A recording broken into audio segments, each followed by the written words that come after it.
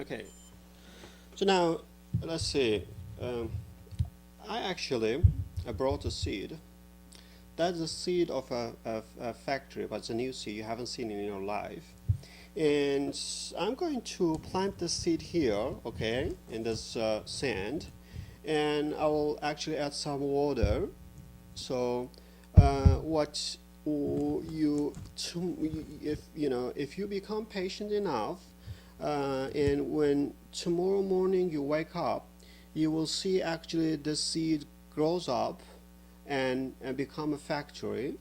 And in that factory, it's become like 5-floor buildings factory, and it produce a very complex advanced level laptop computer. That is a new seed made by IBM, and actually you can plant it. You don't need to buy any computer anymore. You can just plant it here, and it can just actually, give you a factory, and this factory can produce product for you. Furthermore, that product that you get, the laptop will have another seed for the laptop factory, and then you can plant this one as well. You can keep having those factory whenever you need it. Just plant that and add some water, and you get those nice laptop. Use them whenever you need a new one. Plant another one, you'll get it. Would you believe in this, I wonder? Would you think that if something like this happened, what would you think about it? Would you think that's actually, is very intelligent and very amazing thing? Will you accept that whoever made such seed must have been extremely intelligent to really, put everything's about making a laptop computer, a factory for laptop computer in such a small seed?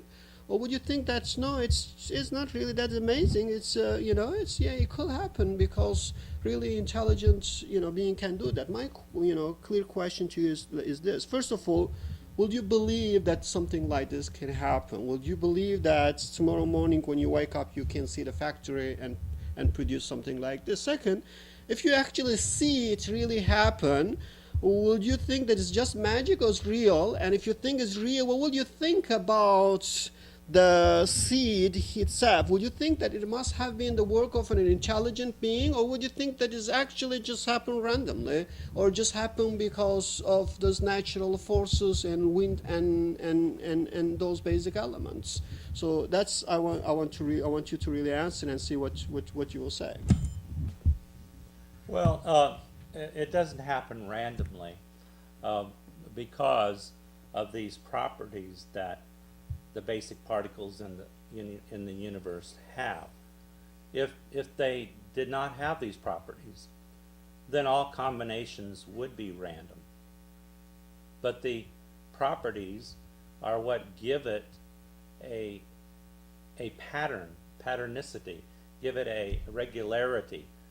The particles don't go together in any way at all, in every possible way. They only go together in certain ways.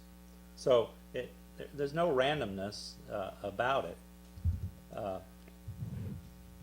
Secondly, once again, you begged the question. You said, would you believe whoever made such a seed was very intelligent? You're assuming, once again, that somebody made the seed. You need not assume that. We need not. That's not required. In fact, I would say that's superfluous.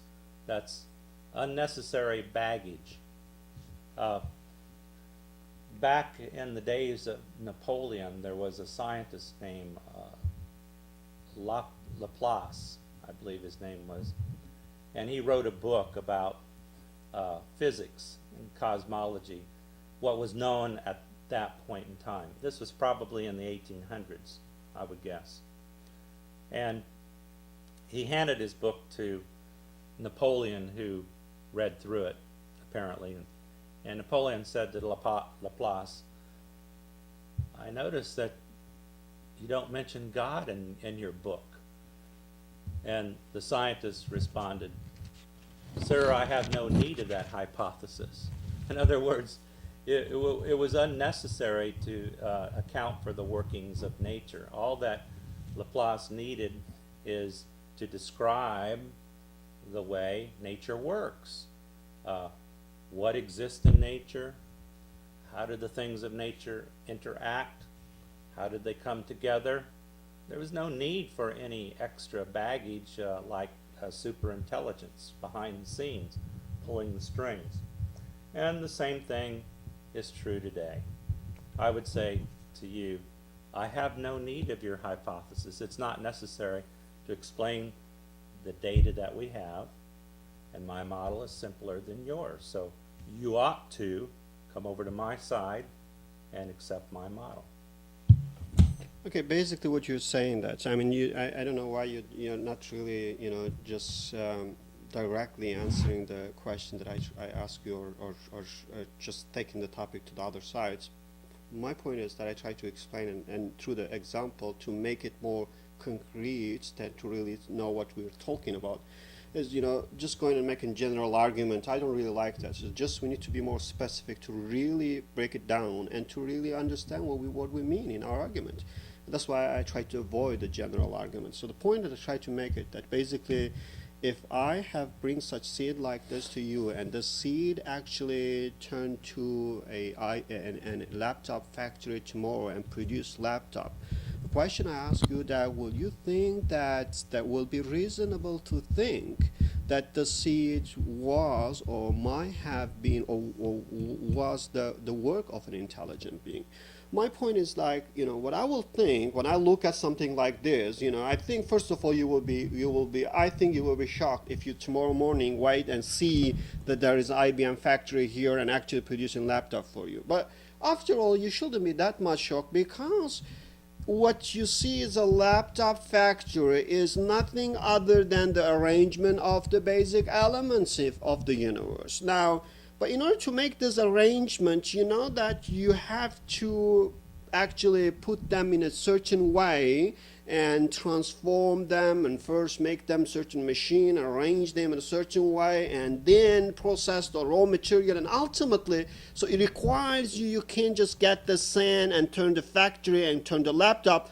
The process, but you can claim that since the laptops is made of atom, and ultimately those sands was made of atom as well, you can claim that if you have enough, if you go through the process, you can turn this grain of sand into laptop. Now my question is that if laptop is just a laptop factory, is the arrangement of the basic particles came out of Big Bang.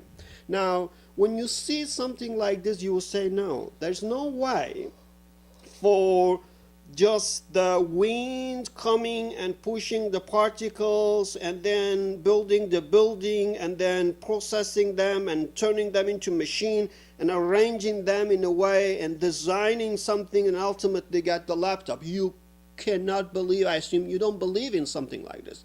Now, would I say that when you look at an apple tree, I will say that an apple tree is no more complex, is no less complex than a laptop factory. Now, but when you see a seed and you plant the seed and you take all this process for granted, and you, in front of your eyes, you see the factory, but you don't see the maker of the factory. There you go again, begging the question. You say you don't see the maker of the factory. You're assuming there was a maker. You look at systems in nature and you say, they look like factories. They look like factories that humans build. Well,